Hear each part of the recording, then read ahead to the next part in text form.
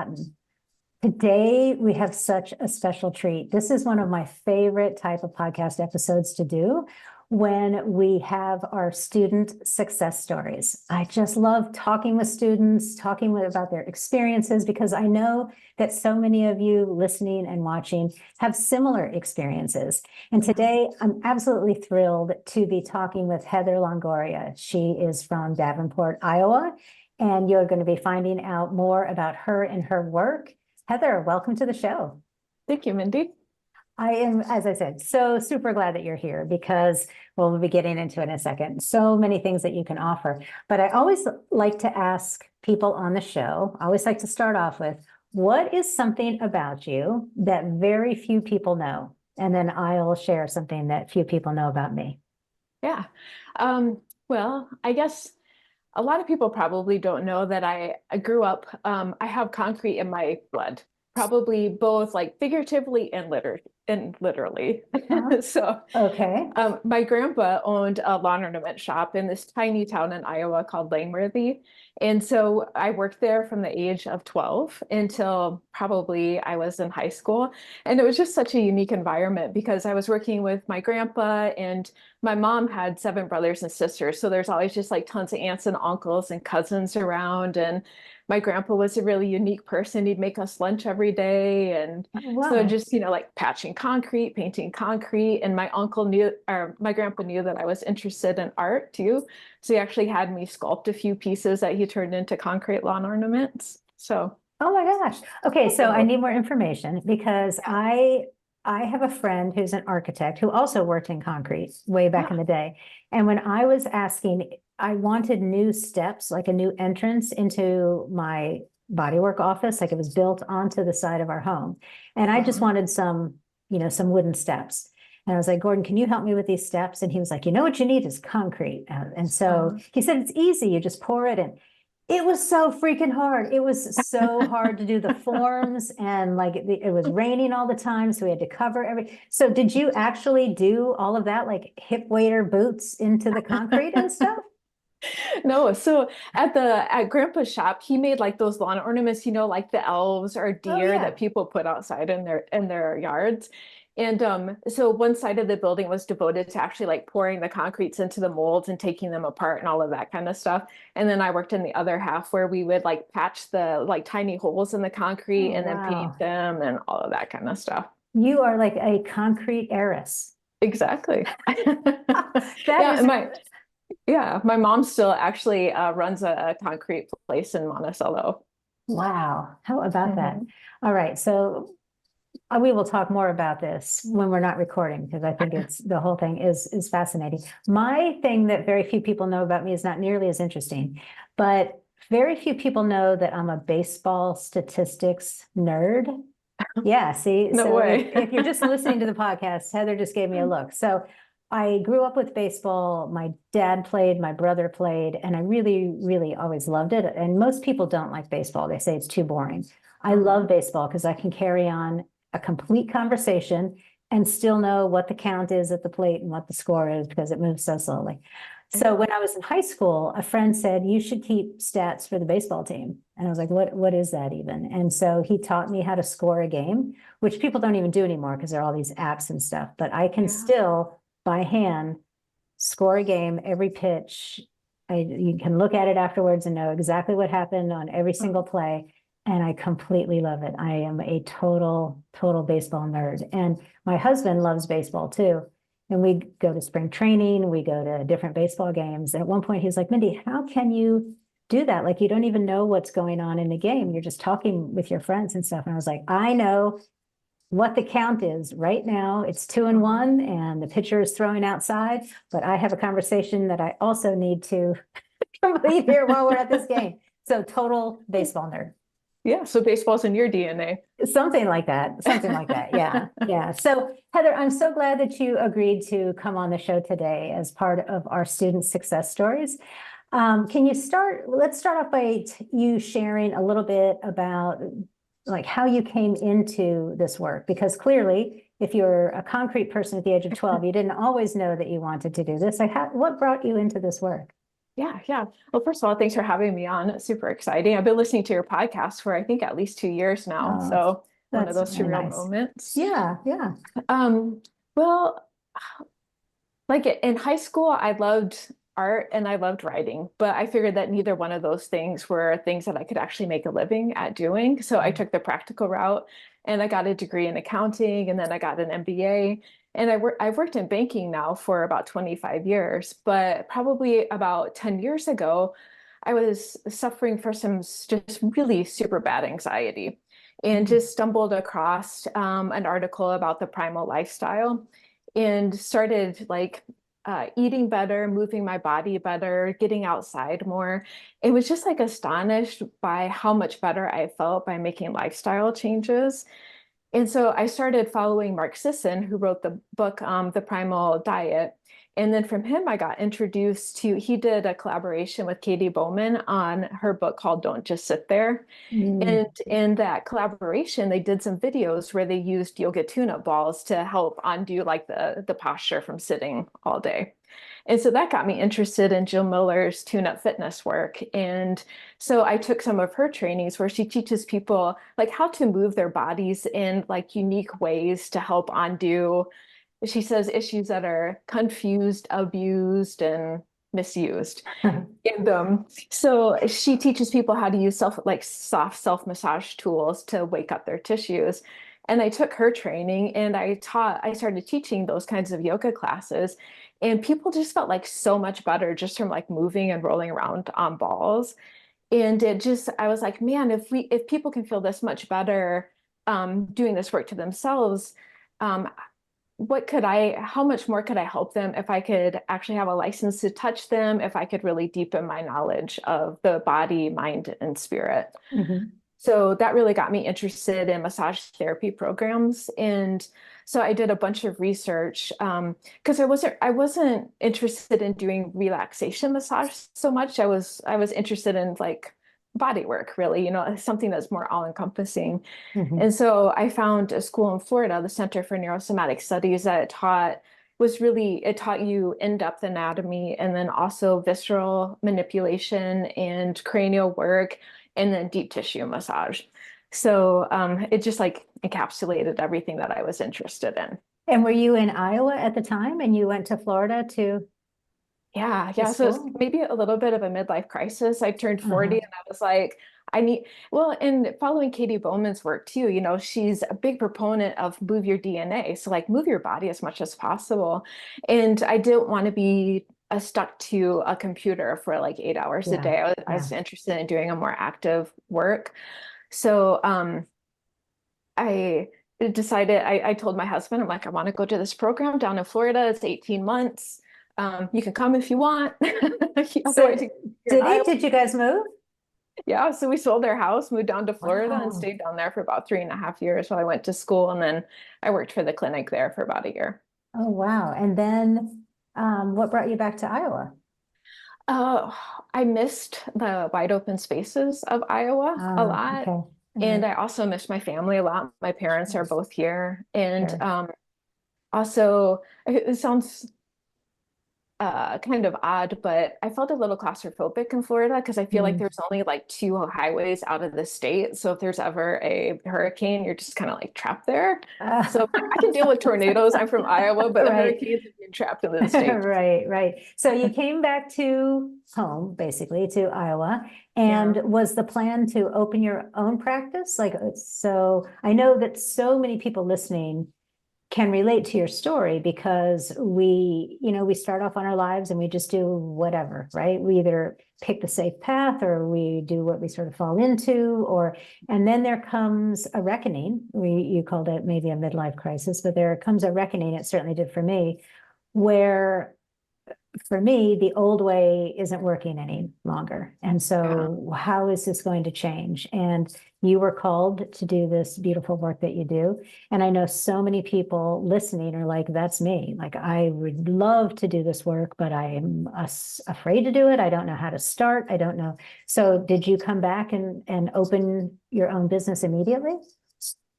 Yeah, well, we moved back to Iowa right at the start of the pandemic. So I think the Mm, pandemic hit maybe December of 2020, January 2020, and we moved back in April. So when I moved back, at the time you couldn't do massage. right, right. Or if you could, I think at the time they wanted you to be in like a full body plastic suit with like the shield and Hmm. masks and everything. Hmm. So I held off a couple of months and then I ended up opening my practice here in July. In July. And so Yeah. share with us, if you will, like how that went for you. I know when I opened my own practice, I was like, cool, I'm skilled. I know how to do this craniosacral therapy. I'm going to Mhm. open my office and the people will come. Yeah. So what Oh, was your experience? so I have a dear friend and mentor who runs an acupuncture clinic here and then in Davenport. And so she let me rent space from her like 2 days a week. Mhm, And so it was very like low risk to mhm, start that. And mhm. I still at the time and still work part-time for the bank. So I still had the income coming in from that, which made that transition a lot less stressful. Yeah. So I started out working just 2 days a week out of her clinic, and she, being the great, kind, amazing person that she is, sent me lots of referrals. So probably my first year or two in business, most of my clients came from a few friends that are in the health and wellness industry that were sending me referrals. Mhm. So I want to touch on something you said I think is so, so important. And I know that as a mentor and coach, business coach for bodywork therapists, that I am an outlier in this belief, but I think that you really, really illustrated it beautifully. There's this whole thing, it's Joseph Campbell, right? Who says jump and the parachute will open, right? And there's this whole Yeah. thing. I even have that magnet on my fridge. I love that. But in our industry, I think that there's kind of uh, this thing where we think that if we are going to go all in, we have to do it Mhm. right away. We have to Yeah. quit our other job. We have to open our own practice, and by golly, we're going to make it work, right? And I don't agree with that. I think that there are many different ways to get into this industry, and you just told us a beautiful one. You don't have to, if you're listening out there and you're thinking, should you don't have to quit everything right away. You can kind of dip your toe in, and you can pivot and make the transition as quickly or as long as you'd like. And using Joseph Campbell's metaphor of jump and the parachute will open, it's also a good idea to make sure that the parachute is attached to you and the lines aren't, crisscrossed, and it's actually going to open if you Yeah. actually take the jump. So I'm really glad that you shared that. So you started with a friend a couple days a week, fantastic, still having the other job, great. And then where did it go? Then how did things shift? Yeah, I did that for a couple of years, and then I wanted the ability to offer more times to my clients, and also I wanted to have my own space because I do like some breath work, I do some yoga tune-up work, and I have like a lot of, I don't know, props, I guess, for lack of a better word. Mhm. So I wanted to have a space where I could have all of that set up. So I moved into my own office. I think it'll be 2 years in March. And how did that feel? It was super scary at first Yeah, because I think when I worked at Blair's office, maybe my rent was like $300 a month. And to get my own space, it went up to 550. And yes. so just like almost doubling my rent was pretty intimidating. Mhm. Um, but once I moved in there, it was really nice just to like figure out what resonated with me and build a space that was my own. And I also got an electric massage table, which was Oh, really nice. that'll change your life, won't it? Yeah. I had that electric massage table on my vision board, Heather, for like 6 years. And when I finally got it, I was just like, I should have, I'm being facetious, but I felt like I should have mortgaged my house or something to get this before, because it completely changed my experience of working. My people, my clients got better results. I ended the day like not exhausted. I think that is such a smart investment that you made. So as you're trying to get your business going, or, it sounds like it's starting off okay, and it's kind of, Yeah. rolling along. What were some of the things that you did to try to get support? Like, not specific, did you get online for certain things? Did you ask people, or did you just know because you have an MBA? Yeah. Did you feel like you just knew all the business side of things, or how did that go? No, I've always I've for years I've really believed in the power of coaching. So when I first started my practice, I worked with a business coach who owns a clinic in California. Mhm. And so she gave me some really good ideas, a lot of good things to think through, like what I wanted my treatment flow to look like, things that I should put in my intake form, Mhm. um, all really helpful information. And also, I worked with her before I actually opened my own practice. So Mhm. I didn't really know what I needed to know yet. Yeah, So right, right. it's probably 50-50 whether it's good to do that before you open or after. Because I feel like maybe if I had started my own practice and went for a few months and I've been like, oh, here's what I need help on. Here's the things I'm failing at Mhm. or struggling with. So I worked with her, and then I also worked with two different like life/business coaches, Mhm. and they were super helpful to work with them. They helped me a lot with some mindset stuff, looking at problems differently. Um, and also it was more like free form, kind of like we come into session and be like, okay, so like what's on your mind today? What would you like to talk about? Mhm. And me being the scattered person I am, interested in like a bazillion different things and have a bunch of things going on, it ended up sometimes the sessions were just like week to week, not a lot of continuity. Right, bouncing So around a little bit. Yeah. yeah. So even after working with three coaches, I still wasn't really where I wanted to be in my practice. I had like a lot of good notes and a lot of good ideas, but I wasn't really implementing a lot of the things that I knew that I should for Mhm. my practice to really move to the next level. And so what attracted you to the Bodywork Project? Well, let's see. I think I heard about your podcast on the cranial sacral podcast, Mhm. which I when I first got interested in cranial sacral therapy, I reached out to a friend of mine who does it. And so she had referred me to that cranial sacral podcast. And then I That's saw a you. great podcast. Any of you listening who do craniosacral therapy, that's a terrific one to look up. It's just called the Craniosacral Podcast. Okay, go ahead. Sorry. Yeah, it was so good. It made me fall in love with cranial sacral therapy. And so when I heard your interview with him, um, I liked everything that you said in the interview. I liked how you had like very specific tactical things people could work on in your podcast too. Since you're so short, usually like 20 to 30 minutes is like an easy thing to listen to when you take your morning walk. Mhm. And so, as you know, I reached out to you a couple times over the course of the following year to ask you some questions about the program, and then finally decided to commit. I think it was last September or so to the program. Yeah, yeah. I remember, of course, you reaching out, and that's a common experience too. If you're listening and you're, wondering, what type of support you need or what kind of program might be best for you, I really encourage you to reach out, not only to me, but to other people who you might be considering getting support with, and just see, do I resonate with this person? Am I in alignment with this person?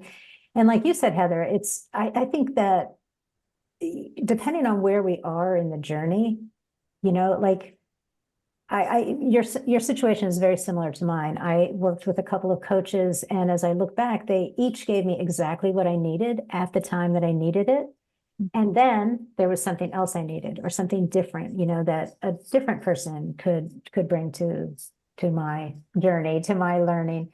So I don't think that, again, if you're listening and you're thinking, I want some support for my business, I feel like I really need it, but I don't know, there's just too many out there. There's nothing. Just look and see what really, lights you up. And if something does, reach out to the person and see what kind of a response you get, and see, how you're feeling about that. Because I think that there are different programs for different parts of the journey. And there's different people, right? Like even in our own businesses, we could work with anybody, right? But we don't want to work with necessarily everybody, and not everybody wants to work with us. So like you're going to find the people you need to find exactly when you need to find them. So you joined in the Bodywork Project and been a terrific student, and a terrific part of that group. Were there any, what was your experience like? I was going to say, were there any surprises, but maybe like, what has your experience been like there? Yeah. Well, and I did want to mention one other thing. When I went to when I went to CS1, the teacher at the end of the class gave us business resources, and she also mentioned your Oh, podcast. how So that was nice, like, nice. whenever I get kind of those pings from a Yeah, couple different areas, I'm like, I think, I'm picking up the message. This is yeah, something I yeah. need to I do the check same. Let into. me pay attention to this. Yeah, right. Yeah. Yeah. So, um, what I really enjoyed about the Bodywork project is that you give us tangible tools to use. Mm. Like I printed out all of your slides and put them in a binder. How great. Yeah. A woman after my own heart. Yeah. Because it's like it's great information. It's a lot of information. And even though you cover like one module per month, it's still um when you're learning new skills, it can take a lot of time to really develop those habits. So it was Yeah. so helpful to be able to print it all out, know that I had it for reference. And I go back to certain sections all of the time. And I really appreciate all of the templates that you provide in the program too. I've used a lot of those, have implemented a lot of those. Yeah. And then your recommendation to do like the weekly CEO dates. I actually have printed out your template and then I fill that out every week. And I don't always get everything done that I'm planning on doing, but at least it's like I'm taking that time to sit down and think through what I want to do and like actually materializing it on paper at least. Right. Isn't that so powerful? Just rather than waking up in 6 months and being like, why isn't my business working? Like Yeah. weekly, okay, of course you're not going to get everything done every week that you want to get done. Well, at least I don't. Maybe some people out there do, but I certainly don't. But I can see progress. And that makes my energy totally different. It's like, oh, okay, I know where I'm going. I'm taking small steps to get there. I feel it moving. Whereas if you don't do that kind of a check-in, it can feel so overwhelming. Where do I even start on this darn thing? And then even once you start, like nothing's happening, right? You're just waiting for someone to call and make an appointment. And there's so much more to it than just waiting for somebody to call and make an appointment. So I'm really glad that you found those things helpful and that you found them. I think templates, I put them in there because I love templates. For me, there's nothing worse than, okay, I have to communicate whatever with the client. I have to communicate, I don't know, let's say that I'm ending our work, right? And I'm sitting down, I'm looking at a blank screen. It's like, I don't even know where to start, right? So if I have some kind of a template, I can say, oh, okay, I'll start with this, and then I change it a little bit to make it for me. So I'm glad that you found those really helpful too. So now, oh, go ahead.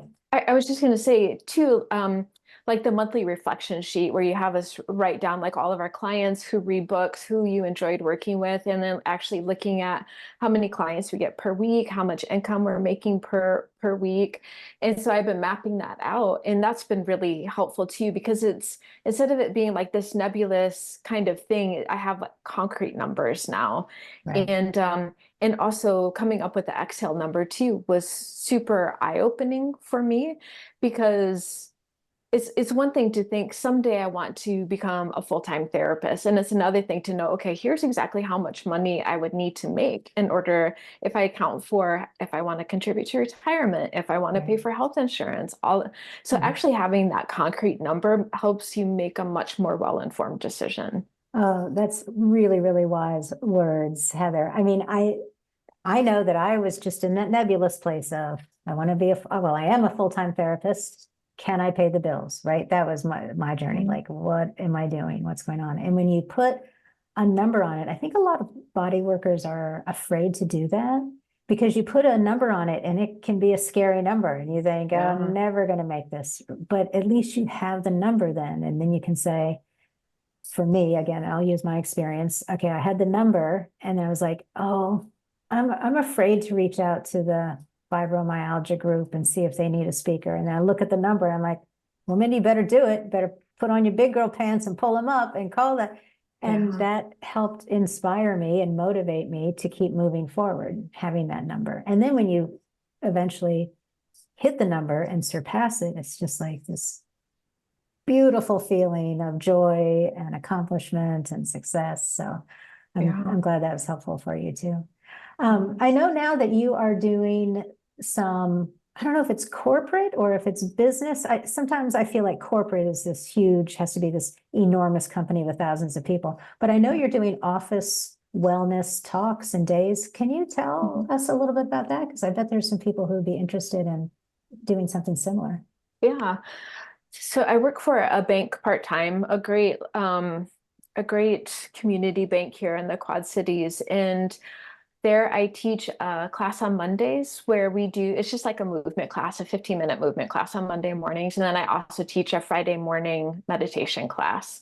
And since I've been doing that, and as people, like come and go from the bank, people go to other companies, and then a couple of them have reached out to me Oh, and asked great. me to do classes for their wellness months. And then one of my friends was starting a wellness month at a bank that she went to. And so I was like, well, if you need anybody to do presentations or on meditation, mindfulness, mindset, I would love to do something like that.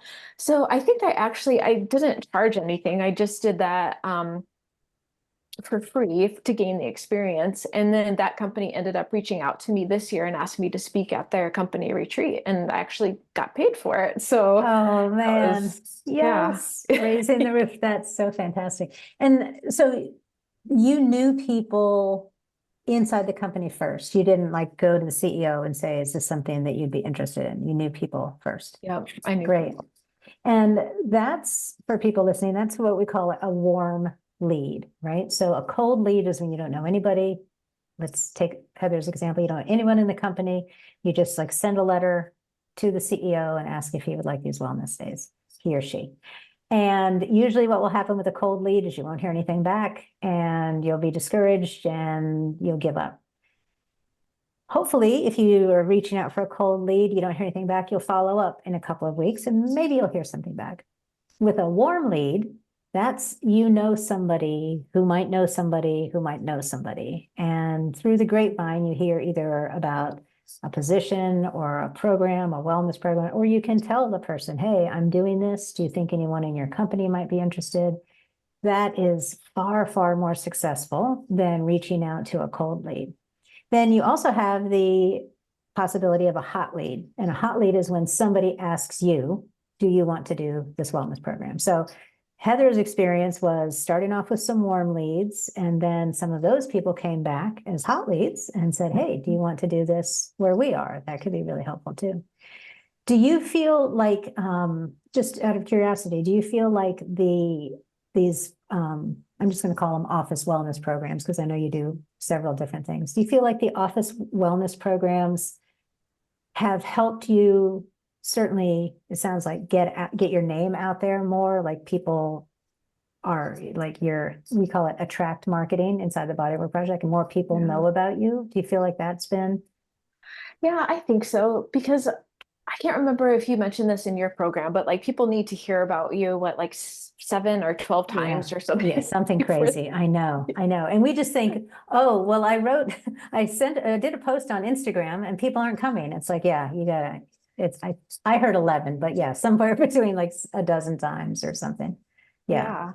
So, it's not like I have clients beating down my door or anything after doing these presentations, but I feel like kind of like how I heard about you from this area, and then I heard about you from this person. And so like the more people are like, I keep hearing this name pop up, then people will start to show up, I feel. And that's another thing that I really appreciated about your program is like kind of your mantra, like I care deeply and it doesn't matter. It's kind of like just putting in the effort, even though you don't see the results immediately, and just know that you're kind of putting out that message to the universe. Like, yes, I am attracting clients. I do want new clients. Yeah, I'm doing this. Yeah, I have you heard that metaphor about the farmer who plants the seed? This was so me, Heather. They plant the seed, and then a couple hours later, you pull up the soil to check and see how it's doing, and then you put it down, and the next day you check it, and it doesn't have a chance to germinate and to grow, right? And it's the same with working on your business, same with so many things in life, but particularly working on something like your own solo practitioner bodywork business. That takes a while for, as you're saying, the momentum to get going. But if we don't start, if we're afraid to start because we're terrified that somebody might reject us or might, not even reject us, just not even get back to us. If we don't start, then we don't give that seed a chance to grow. So I love your story because it's you're doing the work, you're continuing on, you've got the tools that you need, and you're starting to see, great results. What advice do you have for people who are listening, who are like, okay, I know I want to do this work. I love Feldenkrais, and I know I'm being called to do this work, and I want to do it. What advice do you have for them?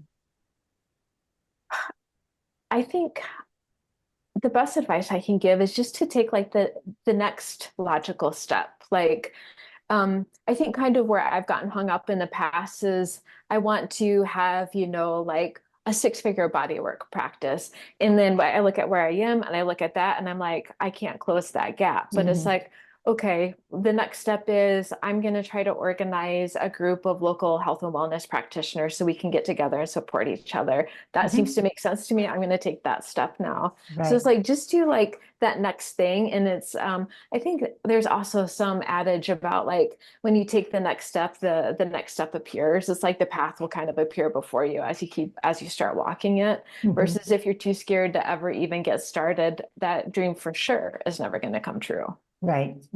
And I think that that body workers in general, we belong to this tribe, if you will, this group of people, group of souls who we have this idea somehow that if we just envision it, right? If we just envision it, it will happen.